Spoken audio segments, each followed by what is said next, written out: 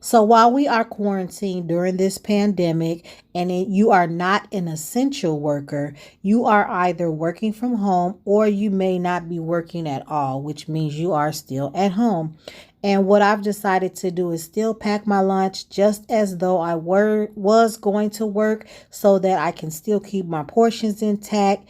And one thing that I found just on YouTube are bento boxes. And I think it's very helpful to watch your portions. And this is a very useful tool. So we're going to take the chicken salad that I made in the previous video and pack a bento box. So I ordered this one from Amazon. Most are square. This one was circular and I thought it was pretty cute. It comes in this container, the carrying case, and it is sealed so that it'll keep your food either hot or cold. 3 compartments, starting with the one at the top. It also comes with a stainless steel spoon that you can use to eat your lunch or your soup, whatever you may have that may require a spoon. It's washable, dishwasher friendly. So there's a lid. There's a smaller container, which I usually pack my snacks in. A second container, you can pack another snack, and the largest container.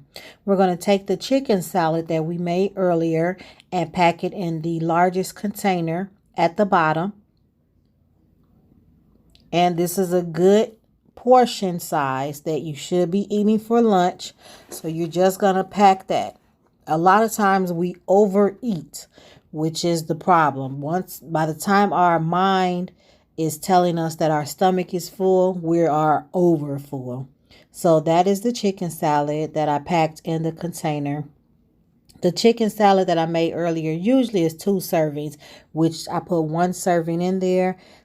The second container, I'm going to add pita chips, which I'm going to eat with my chicken salad. So very simple. You don't have to cook anything additional.